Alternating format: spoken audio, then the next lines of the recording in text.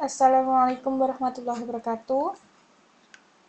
Kami dari kelompok 1, mata kuliah pengembangan pemikiran pendidikan Islam, dengan anggota Alvina Nuria, Bagus Harun, dan Desi Nazula akan mempresentasikan tema yang berjudul Konsep Teoritis Pengembangan Pemikiran Pendidikan Islam.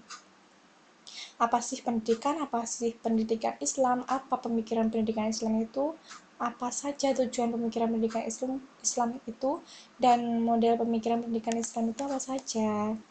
Baik, pendidikan menurut Undang-Undang 20 tahun 2003 bisa dibaca. Kemudian ada lagi menurut KBBI, itu pendidikan adalah proses pengubahan sikap dan tata laku seseorang atau kelompok orang dalam usaha mendewasakan manusia melalui upaya pengajaran dan pelatihan. Jadi pendidikan itu pasti memanusiakan manusia, seperti itu.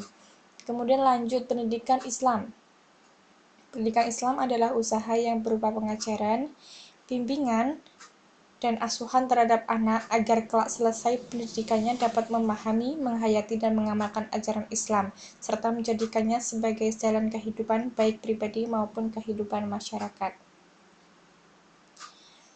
Pakar pendidikan agama berpendapat bahwa proses penyampaian informasi dalam rangka pembentukan insan yang beriman dan bertakwa agar manusia menyadari kedudukannya, tugas dan fungsinya di dunia dengan selalu memelihara hubungannya dengan Allah, dirinya sendiri, masyarakat, dan alam sekitarnya, serta tanggung jawab kepada Tuhan Yang Maha Esa termasuk dirinya sendiri dan lingkungan hidupnya. Kemudian pemikiran pendidikan Islam adalah proses kerja akal dan kalbu yang dilakukan secara bersungguh-sungguh dalam melihat berbagai persoalan yang ada dalam pendidikan Islam dan berupaya untuk membangun sebuah peradaban pendidikan yang mampu menjadi wahana bagi pembinaan dan pengembangan peserta didik secara paripurna. Kemudian tujuan pemikiran pendidikan Islam dituliskan untuk membangun kebiasaan berpikir ilmiah, dinamis, dan kritis terhadap persoalan-persoalan di seputar pendidikan Islam, untuk memberikan dasar berpikir inklusif terhadap ajaran Islam dan akomodatif terhadap perkembangan ilmu pengetahuan yang dikembangkan oleh intelektual di luar Islam. Tidak berlebihan jika dikatakan bahwa dinamika pemikiran intelektual Muslim merupakan hasil refleksi terhadap kondisi umat Islam pada zamannya.